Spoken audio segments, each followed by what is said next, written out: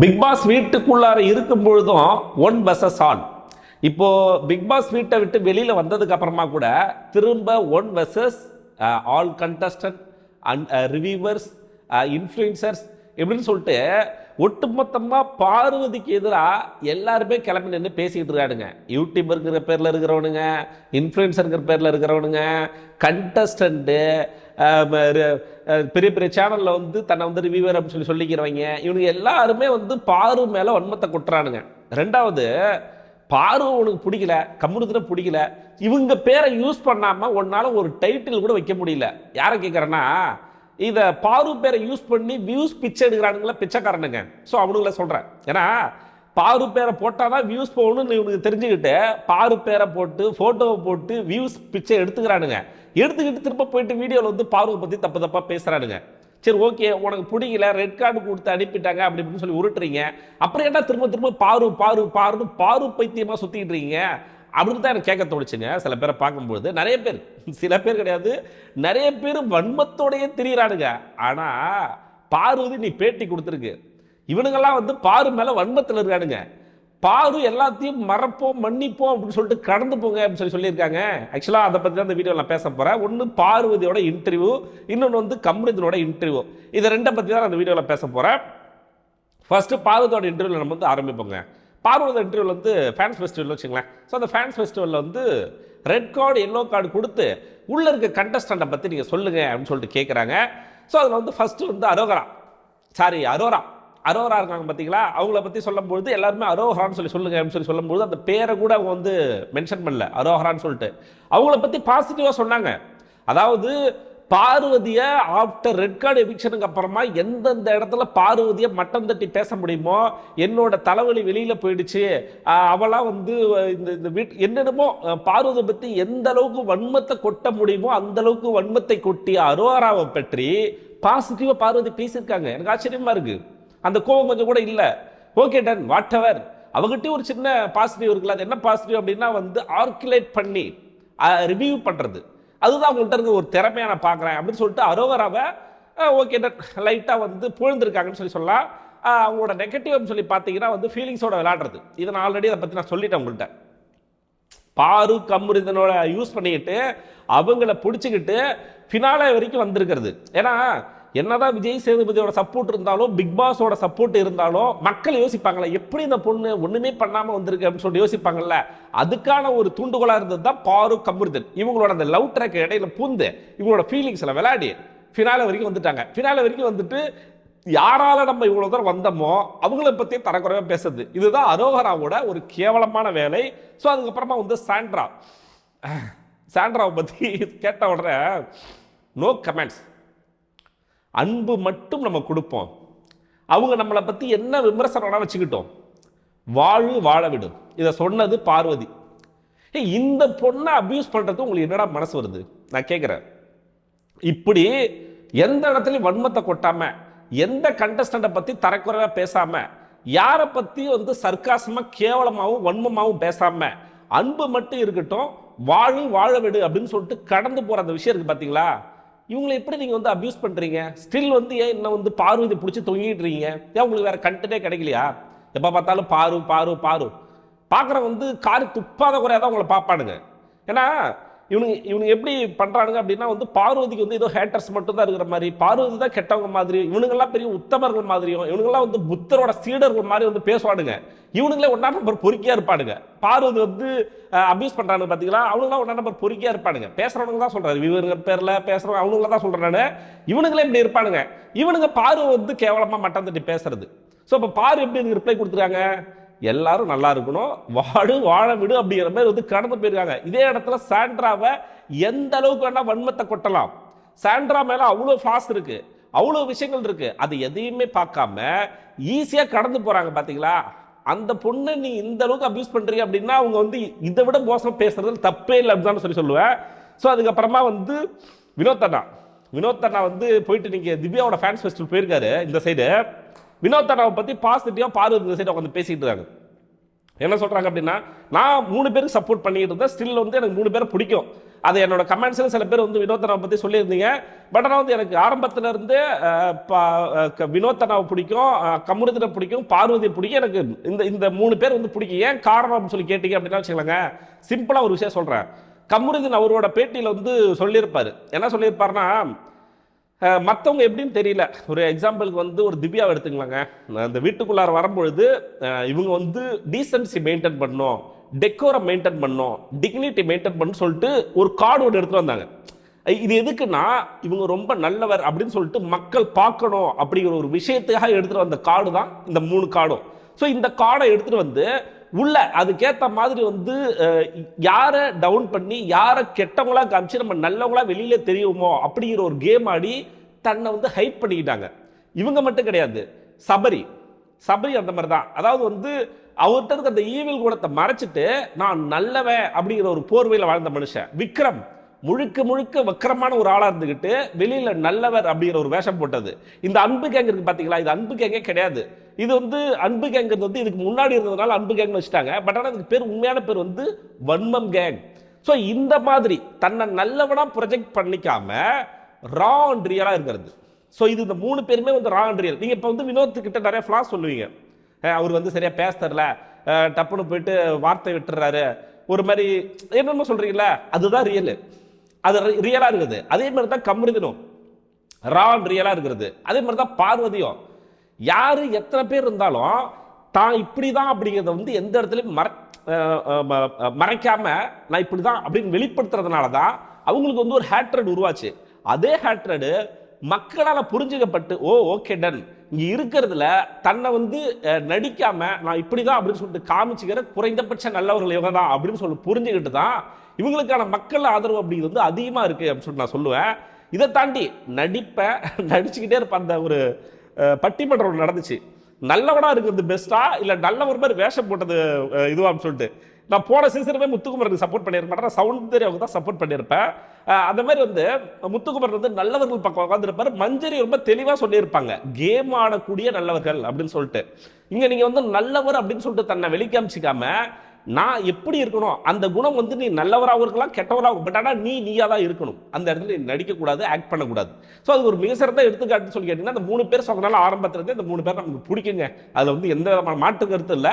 நான் நேத்திக்கா வினோத்தை பற்றி அந்த வீடியோ போட்டேன் அப்படின்னா, உங்களை அபியூஸ் பண்ண, உங்களை 18+ அபியூஸ் பண்ண, உங்களை சாதி ரீதியாக அபியூஸ் பண்ண, உங்களை ஒரு குறிப்பிட்ட இடத்துல இருந்து நீங்க வரீங்க அப்படின்னு சொல்லிட்டு அபியூஸ் பண்ண அதே ஃபேன்ஸ் மீட்டிங் தான் நீங்க போயிருக்கீங்க அப்படிங்கிறத என்னோட விமர்சனமோ. பார்வதி இப்ப வினோத்தை பத்தி என்ன சொல்லியிருக்காங்க அப்படின்னு சொல்லி கேட்டீங்கன்னா, நல்லபடியா சொல்லியிருக்காங்க. முதல்ல வினோத்தனை வந்து எனக்காக நிறைய இடத்துல போயிட்டு கமருதீன்ட்ட பேசியிருக்காரு. பார்வதி அப்படி ஃபீல் பண்றா, நீ ஏன்டா அப்படி பேசுற, ஏன் அப்படி நடந்துக்கிற அப்படின்னு சொல்லிட்டு நிறைய இடத்துல எனக்காக வந்து சப்போர்ட் பண்ணி பேசியிருக்காரு. அப்பார்ட் ஃப்ரம் அந்த கார் டாஸ்க் இஷ்யூ இருக்கு பாத்தீங்களா, அதை தவிர்த்து விட்டு வினோத்தனாவுக்கும் எனக்கு வந்து ஒரு நல்ல பாண்டிங் இருந்துச்சு. எனக்கு உண்மையாவே ஒரு அண்ணன், ஒரு குட் ஹார்ட்டட் பர்சன், ஒரு கோல்டன் ஹார்ட் பர்சன் அப்படின்னு சொல்லிட்டு பார்வதி வினோத்தை பத்தி முழுக்க பாசிட்டிவா பேசியிருக்காங்க. ஒரே ஒரு நெகட்டிவ் என்னன்னா நிதானம். இப்போ ஏன் பார்வையில் நான் வினோத்தை எப்படி சொல்லணும், சேம் லைக் அதே தான் பார்வதி சொல்லியிருக்காங்க. அவர்கிட்ட பியூர் ஹார்ட், பட் ஆனா நிதானம் அப்படிங்கிற ஒரு விஷயம் வந்து வினோத்துக்கிட்ட கிடையாது. ஒரு பதட்டம், எந்நேரமும் ஒரு பதட்டம். இந்த விஷயம் இப்படி ப்ரொஜெக்ட் ஆயிடுமோ, இந்த விஷயம் இப்படி ப்ரொஜெக்ட் ஆயிடுமோ அப்படிங்கிற ஒரு பதட்டத்திலே நிறைய விஷயங்கள் பண்ணிட்டாரு. அதுதான் அந்த கார் டாஸ்க் அப்புறமா நடந்த அந்த ஃபைட்டு. ஸோ அந்த ஃபைட்ல வினோத்தனாவே எனக்கு பிடிக்கும் அப்படிங்கிறதுக்காக அவர் பேசின வார்த்தைகள் வந்து சரியா அப்படின்னு சொல்லி கேட்டீங்கன்னா தப்புன்னு தான் சொல்லுவேன். ஒரு பொண்ணை நேஷனல் டெலிவிஷன்ல இந்த பொண்ணை நீ கல்யாணம் பண்ணிக்காதரா, இந்த பொண்ணை தவிர்த்து வேற யாரை வேணா கட்டிக்கலாம் அப்படின்னு சொல்றது ஒரு மிகப்பெரிய குற்றச்சாட்டு. அது அந்த இடத்துல பார்வதி ஒண்ணு யாரும் அபியூஸ் பண்ணல, யாரும் கெட்டவங்களை ஒரு எப்படி சொல்றதுன்னு வச்சுக்கலாங்க. ஒரு மனுஷன் சக மனுஷனை ரொம்ப ஒரு குற்றம் வந்து ஒரு மிகப்பெரிய குற்றம்னு வச்சுக்கோங்களேன், மிகப்பெரிய கிரைம் பண்ணியிருக்காங்க, ரொம்ப அபியூஸான ஒரு கிரைம் பண்ணியிருக்காங்க அப்படின்னா அவங்களுக்கு நீ இதை சொல்றது வேற. பட் ஆனா பார்வதி அந்த மாதிரி எதுவும் பண்ணல, கேமுக்காக சில விஷயங்கள் பண்ணியிருக்காங்க. சபரி அடிச்சதை விட அவங்க ஒன்றும் பெருசாலாம் வந்து அடிக்கல. அப்படி இருக்கும் பொழுது ஆரம்பத்துல இருந்து பார்வதி அப்படின்னாலே ஒரு பிராண்ட் பண்ணி வச்சுட்டானுங்க, கெட்டவங்க அப்படின்னு சொல்லிட்டு ஒரு பிராண்ட் பண்ணி வச்சு. ஸோ அதனால பார்வதி என்ன பண்ணாலும் அது தப்பா தான் போய் முடியும், தப்பான அப்படின்னு சொல்லிட்டு ஒரு ப்ரொஜெக்ஷனை வந்து ஏற்படுத்திட்டானுங்க. வெளியில இருக்கிற ரிவ்யூவர்ஸ், வெளியில இருக்க யூடியூபர்ஸ் வியூஸ் பிச்சைக்காக சில விஷயங்கள் பண்ணிட்டானுங்க. ஸோ அதனோட வெளிப்பாடை தான் தவிர பார்வதி அப்படி இல்லை. பார்வதி வந்து முழுக்க தெளிவாக அண்டர்ஸ்டாண்ட் பண்ணிட்டு ஒரு ஹிட் ஆஃப் த ஆர்குமெண்ட்ல வினோத்தனா அதை பேசிட்டாரு. மற்றபடி அந்த ஒரு விஷயத்தை தவிர்த்துட்டு பார்க்கும்போது 80% அவர் வந்து ஒரு நல்ல மனுஷன், ஒரு குட் சோல், ஒரு நல்ல ஹார்ட்டட் பர்சன் அப்படின்னு சொல்லிட்டு அவங்களும் சொல்லியிருப்பாங்க. அட் த சேம் டைம் நான் சொன்னேன் பார்த்தீங்களா, வினோத் அண்ணா வெளியில் வந்து பார்வதி கிட்ட மன்னிப்பு கேட்டிருக்காரு அந்த ஒரு விஷயத்துக்கு. நான் அப்படி பேசியிருக்க கூடாது, என்னதான் இருந்தாலும் அந்த இடத்துல நான் சொல்லியிருக்க கூடாதுன்னு சொல்லிட்டு அவரும் சொல்லியிருக்காரு. அட் த சேம் டைம் பாக்கியாவும் சொல்லியிருக்காங்க. ஸோ இதெல்லாம் சொல்லிட்டு இன்னைக்கு வினோத் அண்ணா போயிட்டு அந்த கேக்கில் போயிருக்காரு அப்படிங்கிறது தான் எனக்கு ஆச்சரியமா இருக்கு. ஏன்னா நான் திரும்ப அதை நான் சொல்கிறேன் அப்படிங்கிறதுக்காக வந்து நீங்கள் வந்து யோசிக்காதீங்க. காரணம் நான் சொல்கிறேன், வினோத் அண்ணாவுக்கு வந்து நீங்கள் வெளியில் ஒரு பெரிய ஃபேன் பேஸ் இருக்குங்க. இது வந்து அன்பு கேங்க்கு தெரியும். ஸோ அதனால் இப்போ அன்பு கேங் வந்து வினோத் அண்ணா வந்தால் ஏற்றுக்கிறாங்க. ஒரு எக்ஸாம்பிளுக்கு, இது எதுவுமே தெரியாது வீட்டுள்ளார இருக்கும்பொழுது, பிக் பாஸ் வீட்டுள்ளார இருக்கும்போது 95 நாட்கள் வரைக்கும் வினோத் அண்ணாவுக்கு ஃபேன் பேஸ் இருக்கிற விஷயம் தெரியாத 95 நாட்கள் வரைக்கும் வினோத் அண்ணாவை திவ்யா எப்படி பேசியிருக்காங்க பின்னாடி அப்படிங்கிறது எனக்கு தெரியும். அந்த ஆளு இந்த ஆளு காக்கா என்னென்னமோ தாத்தா என்னென்னமோ பேசியிருக்காங்க அவங்கள பற்றி. ஒரு இடத்துல கூட வினோத்தை அவங்க இதில் வந்து சேர்த்துக்க மாட்டாங்க. அதே மாதிரி தான் வந்து இந்த அன்பு கேங்கும். ஸோ இதே மாதிரி நிறைய பேர்னு வச்சுங்களேன். அப்போது இது வந்து எப்படி இணைஞ்சிச்சுன்னா இந்த கேங் வந்து பார்த்தீங்களா, வினோத், பார்வதி, கமருதீன், இவங்க வந்து லிட்டரலாக வந்து ஒரு 3 பேர் வந்து ஒரு பாண்டிங்கில் இருந்திருப்பாங்க. இனிஷியல் ஸ்டேஜில் இருந்தே இடையில சண்டை வரும், பட் ஆனால் ஒரு பாண்டிங்கில் இருந்திருப்பாங்க. அது காரணம் என்னன்னா, அவங்க கூட அந்த அளவுக்கு வந்து கனெக்ட் ஆக முடியல, அவரால் உட்காந்து பேச முடியல. இல்லை இப்போ அவனுக்கு வந்து சேர்த்துக்கிறானுங்க அப்படின்னா முழுக்க உங்களோட ஃபேன் பேஸை பார்த்து. ஸோ அதனால அதை நம்பி போயிடாதீங்கன்னா அப்படி தான் நான் சொல்லுவேன். அதை தாண்டி உங்க கூட பழசை மறந்துடாதீங்க. பழசுல யார் உங்க கூட இருந்தாங்க, நீங்க யாரும் கூட பழகிட்டு இருந்தீங்க, யார் உங்களுக்கு சப்போர்ட்டிவா இருந்தாங்களோ அவங்க கூட இருங்க. உங்களை மறைமுகமாகவும் சரி நேராகவும் சரி உங்களை அபியூஸ் பண்ணவங்களை என்னைக்குமே ஏத்துக்காதீங்க அப்படிங்கிறதா வினோத் அண்ணாவுக்கு நான் கொடுக்குற வந்து ஒரு சின்ன விஷயமானு சொல்லி வச்சுக்கலாம். அவருக்கு அட்வைஸ் பண்ற அளவுக்கு நான் சின்ன பையன், ஓகேங்களா? ஸோ அதனால நான் சில விஷயங்கள் சொல்ல தான் முடியும், அதை அண்டர்ஸ்டாண்ட் பண்ணிப்பாரு அப்படிங்கிறது நம்ம நம்புவோம். பார்வதி இதே இடத்துல இன்னொரு விஷயத்தையும் சொல்றாங்க. வினோத் கமருதீனுக்கு இந்த ஃப்ரெண்ட்ஷிப் பற்றி என்னன்னு சொல்லி கேட்கும்போது ஒரு பொசசிவ் இருக்கும். கமருதீனே அதான் சொன்னாப்ல, எனக்கு வந்து இப்போ வினோத் மாதிரி ஒரு ஃப்ரெண்ட்ஸ்லாம் வந்து கிடைப்பானா என்னன்னே தெரியல, அந்த அளவுக்கு ஒரு ட்ரூவான friends. At the same time இப்போ பார்வதி கூட கமருதீன் க்ளோஸாக இருக்கிறத பார்த்துட்டு, கமருதீன் கூட பாரு க்ளோஸாக இருக்கிறத பார்த்துட்டு வினோத் பொசசிவாக வரும் நிறைய இடத்துல. அவங்க கூட தானே பேசுகிறேன், என் கூட இப்படி தான் இந்த பாண்ட் வந்து கிரியேட் ஆச்சு இவங்க 3 பேருக்கும். அது அப்படியே தொடர்ந்துருந்தா நல்லா இருந்திருக்கும். வெளியில் வந்து உங்களோட ரசிகர் கூட்டத்தை பார்த்து அவங்க ஒரு வலையை விரிக்கிறாங்க, அதில் போய் நீங்கள் மாட்டிக்கிட்டீங்க அப்படின்னு தான் சொல்லுவேன். ஸோ அதுக்கப்புறமா அந்த சபரியை பற்றிங்க, பார்வதி வந்து தரமான சிறப்பான ஒரு செருப்படி வந்து கொடுத்துருக்காங்க. சபரி விஷயத்தில் சபரி பண்ணதான் நான் கேமாக கடந்து போகிறேன். சிம்பிள். சபரி என் கண்ணில் அடித்து எனக்கு ஒன்று பண்ணாங்கல்ல, அதை நான் கேமாக கடந்து போகிறேன். ஆனால் அதுக்கப்புறம் அவங்க பேசுனாங்க பார்த்தீங்களா, ஏய் ஏன்டா நீ அவளை வந்து கண்ணில் அடிக்காமல் விட்ட, ஏய் ஏன்டா நீ கழுத்தில் மிதிக்காமல் விட்ட, ஏன்டா நீ வந்து மேன் ஹேண்ட்லிங் பண்ண, இவன் சொல்கிறான் விக்ரம்ங்க பார்த்தீங்களா, அந்த கிளிப்பு இன்னுமே இருக்குது, நீங்கள் போயிட்டு வீடியோ பார்த்தீங்கன்னா தெரியும். ஏன்டா நீ வந்து மேன் ஹேண்ட்லிங் பண்ணுடா இப்படி சொல்கிறாங்க. இவனை நல்லவன் வேற கொண்டாடுறானுங்க. எனக்கு அதுதான் ஆச்சரியமா இருக்கு எனக்கு. இவனுங்க வந்து நல்லவனுங்க புனிதர்கள் சொல்லிட்டு வெளியில் பேசிக்கிறானுங்க. ஏய் நீ அப்படி மிதிக்க வேண்டியதானடா, இப்படி உதைக்க வேண்டியதானடா, இப்படி பேசுகிற அந்த கிளிப் இருக்கு. இதை பார்த்துட்டு இவனுக்கு நல்லவங்க அப்படின்னு சொல்லிட்டு சில பேர் வெளியில் வந்து உருட்டிக்கிட்டு இருக்கானுங்க. ஏதாவது ஒரு ஃப்ளாஸ், இதுதான் அவங்கள்ட்ட இருக்கிற வக்கரம், அந்த அந்த வன்மம் இருக்கு பார்த்தீங்களா. இப்போ பாரு வந்து ராவன்றியெல்லாம் இருக்கிறாங்க, முடிஞ்ச அளவுக்கு அவங்க அவ்வளோதான் 100% அவங்க காமிச்சிட்டாங்க. இதுக்கு மேலே அவங்கள்ட்ட வன்மம் இது இல்லை. ஆனால் இவங்கள்ட்ட வன்மம் நிறைய இருக்கு, அதை கேமராவுக்காக நடிக்கிறானுங்க. ஆஃப்டர் இதுக்கப்புறமா வந்து அந்த அளவுக்கு வந்து பாரு மேலே வன்மத்தை இதை நான் எப்படிங்க கடந்து போகிறதுன்னு சொல்லிட்டு பாரு வந்து கேட்குறாங்க. இது சரிதான நண்பர்களே? கரெக்டா? உங்களை ஒருத்தவங்க வந்து கண்ணில் அடிச்சுட்டு அவங்க வந்து கேமாக கடந்து போகிறாங்க. அந்த விஷயத்த அது கடந்து போகிறவங்கள்ட்ட பின்னாடி உட்காந்து கண்ணு வீங்கிருச்சு. இவ்வளோ தூரங்க ஒரு பொண்ணுக்கு அழகே கண்ணுங்க. நம்ம ஒரு அதுவும் முக்கியமாக வந்து சினிஃபீல்டில் இருக்கிறவங்களுக்குலாம் வந்து கண்ணுங்கிறது எவ்வளோ முக்கியமான ஒரு விஷயம் தெரியுமா? முகங்கிறது எவ்வளோ முக்கியமான விஷயம். ஒரு சின்ன கீரல் பட்டாலே அவங்களுக்கு வந்து அது ஒரு பெரிய ஃப்ளாது, அவ்வளோ பெரிய விஷயமா இருக்குது. அதையும் அவங்க வந்து ஈஸியாக கடந்து போகிறாங்க, அது ஒரு கேமாக பார்க்குறாங்க. பட் ஆனால் அதை பின்னாடி உட்காந்து இவனுக்கு முடிஞ்ச அளவுக்கு வந்து பாரு மேலே வன்மத்தை குட்டுறானுங்க. இதெல்லாம் நல்லாவா இருக்குது? சரி ஓகே, இது கூட அவங்க வந்து சரி ஓகேன்னு சொல்லிட்டு விட்டுட்டு, இதே இடத்துல இதே விஷயம்தான் சாண்ட்ராவுக்கு நடந்துச்சு. இப்போ சாண்ட்ரா என்ன பண்ணாங்க, பாரு வந்து இதை கேமாக கடந்து போயிட்டு சரி ஓகே விட்றா போடா அப்படின்னு சொல்லிட்டு போயிருப்பாங்க. அவங்க வழி தாங்க முடியாமல் அழுதுருப்பாங்க. இதே இடத்த சாண்ட்ரா அப்படி யூஸ் பண்ணாங்கன்னா அவங்களுக்கு ஒரு சாதகமாக யூஸ் பண்ணி இதை பூதாகாரமாக்கி ரெட் கார்டு வரைக்கும் கொண்டு போய் 2 பேருக்கு ரெட் கார்டு வாங்கி கொடுத்தாங்க. அந்த இடத்துல பாரு சொல்கிறது, நான் வந்து சீரியஸாகவே எனக்கு வந்து இந்த கேம் எனக்கு ஆட தெரியல, நான் இதுக்கு முன்னாடி பிக் பாஸ் பார்த்துருந்தா ஸோ இப்படிலாம் பண்ணி இந்த இடத்துல ரெட் கார்டை வாங்கி கொடுத்துருக்கலாமோ அப்படிங்கிற இது இருந்துச்சு. பட் ஆனால் எனக்கு அது தேவையில்லைங்க. வாழு வாழ விடு, யார் வேணா எப்படி வேணா வாழ்ந்துட்டு போட்டோம், அப்படிதான் ஸ்டில் வந்து பாரு வந்து சொல்றாங்க. ஆனா வந்து இதுக்கப்புறமும் பார்வதி வந்து அபியூஸ் பண்றதுக்கு இந்த அபியூசர்ஸுக்கு எப்படிதான் மனசு வருது அப்படிங்கிறதுலாம் எனக்கு வந்து தெரியவே கிடையாது. ஸோ அதுக்கப்புறமா வந்து திவ்யா சில பேரா திவ்யாவை பத்தி சொல்லும் போது சில பேரை பத்திலாம் நான் பேசுறதுக்கு விரும்பல. அவங்க எப்படி வேணா இருந்துட்டு என்ன வேணா இருக்கட்டும், நோ கமெண்ட்ஸ், சிம்பிளி ஸ்கிப் பண்றது வாழ்க்கையிலையும் சரி எல்லாத்துலயுமே ஸ்கிப் பண்றது நல்லது அப்படின்னு சொல்லிட்டு திவ்யாவை பத்தி கேட்கும் போது வந்து அவங்க சிம்பிளா ஒரே வார்த்தையில வந்து முடிச்சு விட்டாங்க. அதுதான் வந்து ஒரு டீசெண்டான ஒரு நல்ல இது.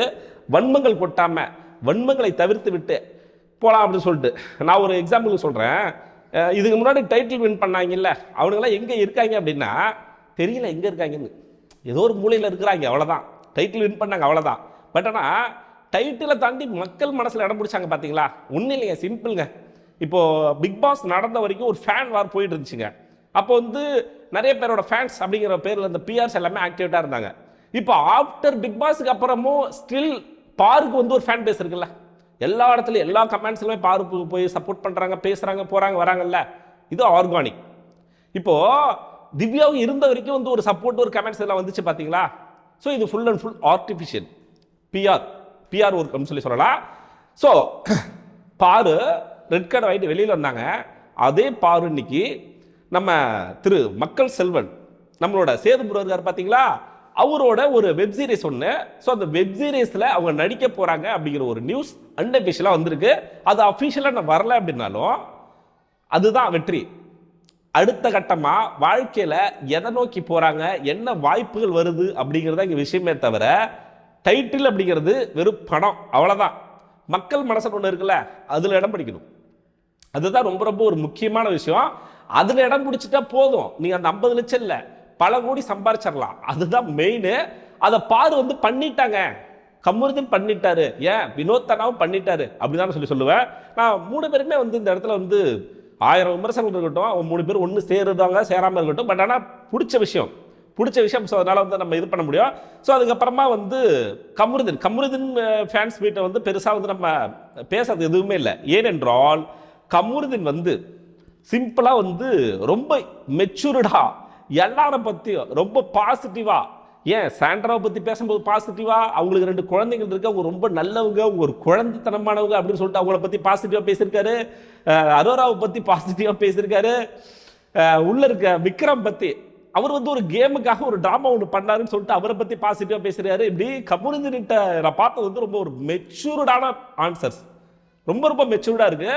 ரொம்ப தெளிவாக ஆழமாக சிந்திச்சு சில பதில்கள்லாம் வந்து கொடுத்த மாதிரி இருக்கு. அது பார்க்கறதுக்கு நல்லாவும் இருக்கு. இதே மாதிரி கமருதீன் பயணிச்சால் திரை வாழ்க்கையில் ஒரு மிகப்பெரிய இடத்தை அடைவார் அப்படின்னு சொல்லிட்டு நம்ம நம்புவோம்.